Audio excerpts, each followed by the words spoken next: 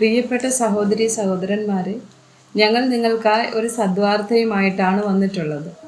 2025 ജനുവരി 1 മുതൽ 365 തലക്കെട്ടുകൾ ഉൾപ്പെടുത്തിക്കൊണ്ടുള്ള വർഷം മുഴുവൻ പ്രാർത്ഥിച്ച് ധ്യാനിക്കാനുള്ള വചനങ്ങൾ ഞങ്ങൾ പങ്കുവയ്ക്കുന്നു. എല്ലാ ദിവസവും ഞങ്ങൾ ഒരു തലക്കെട്ടും അതുമായി ബന്ധപ്പെട്ട വചനങ്ങളും അയച്ചു തരുന്നതായിരിക്കും. വചനങ്ങൾ കേട്ട് ധ്യാനിച്ച് അനുഗ്രഹം പ്രാപിക്കാൻ ഞാൻ നിങ്ങളെ പ്രോത്സാഹിപ്പിക്കുകയാണ്. ദയവായി സബ്സ്ക്രൈബ് ചെയ്യുകയും നിങ്ങളുടെ കൂട്ടുകാരുമായി പങ്കുവയ്ക്കുകയും ചെയ്യുക. നന്ദി.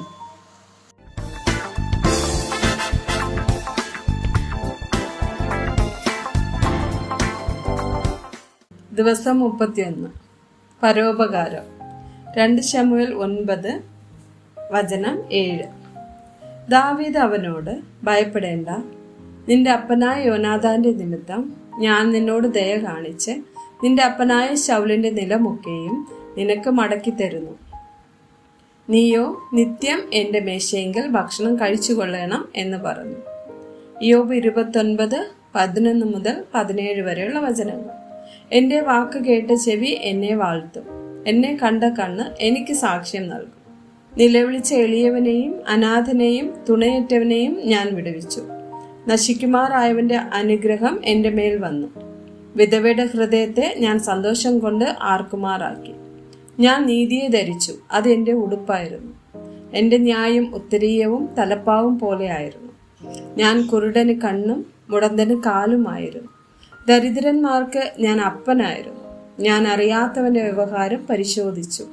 നീതികെട്ടവന്റെ അണപ്പല് ഞാൻ തകർത്തു. അവന്റെ പല്ലിനിടയിൽ നിന്ന് ഇരയെ പറിച്ചെടുത്തു. സദൃശവാക്യങ്ങൾ 3:27-28 വചനങ്ങൾ. നന്മ ചെയ്യുവാൻ നിനക്ക് പ്രാപ്തിയുള്ളപ്പോൾ അതിന് യോഗ്യന്മാരായിരിക്കുന്നവർക്ക് ചെയ്യാതിരിക്കരുത്.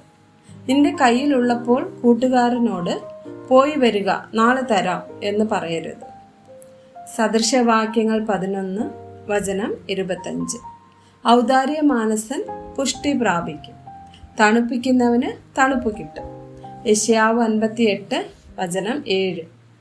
വിശപ്പുള്ളവന് നിന്റെ അപ്പം നുറുക്കി കൊടുക്കുന്നതും അലഞ്ഞു നടക്കുന്ന സാധുക്കളെ നിന്റെ വീട്ടിൽ ചേർത്ത് കൊള്ളുന്നതും നഗ്നനെ കണ്ടാൽ അവനെ ഉടുപ്പിക്കുന്നതും നിന്റെ മാംസരക്തങ്ങളായിരിക്കുന്നവർക്ക് നിന്നെ തന്നെ മറയ്ക്കാതിരിക്കുന്നതും അല്ലയോ. മത്തായി 5 വചനം 42. നിന്നോട് യാചിക്കുന്നവന് കൊടുക്ക, വായ്പ വാങ്ങുവാൻ ഇച്ഛിക്കുന്നവനെ ഒഴിഞ്ഞു കളയരുത്. മാർക്കോസ് 9 വചനം 41. നിങ്ങൾ ക്രിസ്തുവിനുള്ളവർ എന്നീ നാമത്തിൽ ആരെങ്കിലും ഒരു പാനപാത്രം വെള്ളം നിങ്ങൾക്ക് കുടിപ്പാൻ തന്നാൽ അവന് പ്രതിഫലം കിട്ടാതിരിക്കയില്ല എന്ന് ഞാൻ സത്യമായിട്ട് നിങ്ങളോട് പറയുന്നു. ലൂക്കോസ് 10:33 മുതൽ 35 വരെയുള്ള വചനം. ഒരു ശമാരിയക്കാരനോ വഴി പോകയിൽ അവന്റെ അടുക്കലെത്തി അവനെ കണ്ടിട്ട് മനസ്സലിഞ്ഞ് അരികെ ചെന്ന് എണ്ണയും വീഞ്ഞും പകർന്ന് അവന്റെ മുറിവുകളെ കെട്ടി അവനെ തന്റെ വാഹനത്തിൽ കയറ്റി വഴിയമ്പലത്തിലേക്ക് കൊണ്ടുപോയി രക്ഷ ചെയ്തു. പിറ്റന്നാൾ അവൻ പുറപ്പെടുമ്പോൾ 2 വെള്ളിക്കാശ് എടുത്ത് വഴിയമ്പലക്കാരന് കൊടുത്തു. ഇവനെ രക്ഷ ചെയ്യണം, അധികം വല്ലതും ചെലവിട്ടാൽ ഞാൻ മടങ്ങി വരുമ്പോൾ തന്നുകൊള്ളാം എന്ന് അവനോട് പറഞ്ഞു. ലൂക്കോസ് 19 വചനം 8. സക്കായിയോ നിന്ന് കർത്താവിനോട്, കർത്താവേ, എൻ്റെ വസ്തുവകയിൽ പാതി ഞാൻ ദരിദ്രർക്ക് കൊടുക്കുന്നുണ്ട്. വല്ലതും ചതിവായി വാങ്ങിയിട്ടുണ്ടെങ്കിൽ 4 മടങ്ങ് മടക്കി കൊടുക്കുന്നു എന്ന് പറഞ്ഞു. അപ്പോസ്തല പ്രവൃത്തി 2:44 മുതൽ 46 വരെയുള്ള വചനങ്ങൾ. വിശ്വസിച്ചവർ എല്ലാവരും ഒരുമിച്ചിരുന്ന് സകലവും പൊതുവക എന്ന് എണ്ണുകയും ജന്മഭൂമികളും വസ്തുക്കളും വിറ്റ് അവനവന് ആവശ്യമുള്ളതുപോലെ എല്ലാവർക്കും പങ്കിടുകയും ഒരുമനപ്പെട്ട് ദിനംപ്രതി ദൈവാലയത്തിൽ കൂടി വരികയും വീട്ടിൽ അപ്പം നുറുക്കിക്കൊണ്ട് ഉല്ലാസവും ഹൃദയ പരമാർത്ഥതയും പൂണ്ട് ഭക്ഷണം കഴിക്കുകയും ദൈവത്തെ സ്തുതിക്കുകയും സകല ജനത്തിൻ്റെയും കൃപ അനുഭവിക്കുകയും ചെയ്തു. കർത്താവ് രക്ഷിക്കപ്പെടുന്നവരെ ദിനംപ്രതി സഭയോട് ചേർത്തുകൊണ്ടിരുന്നു. അപ്പോസ്തല പ്രവൃത്തി 10:2-4 വചനങ്ങൾ.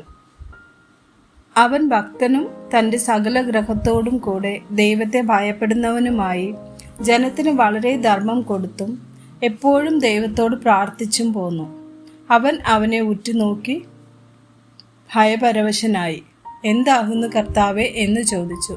അവൻ അവനോട്, നിന്റെ പ്രാർത്ഥനയും ധർമ്മവും ദൈവത്തിന്റെ മുമ്പിൽ എത്തിയിരിക്കുന്നു. അപ്പോസ്തലപ്രവൃത്തികൾ 11:29. അപ്പോൾ യഹൂദയിൽ പാർക്കുന്ന സഹോദരന്മാരുടെ സഹായത്തിനായി ശിഷ്യന്മാരിൽ ഓരോരുത്തൻ പ്രാപ്തി പോലെ കൊടുത്തയപ്പാൻ നിശ്ചയിച്ചു. ആമേൻ.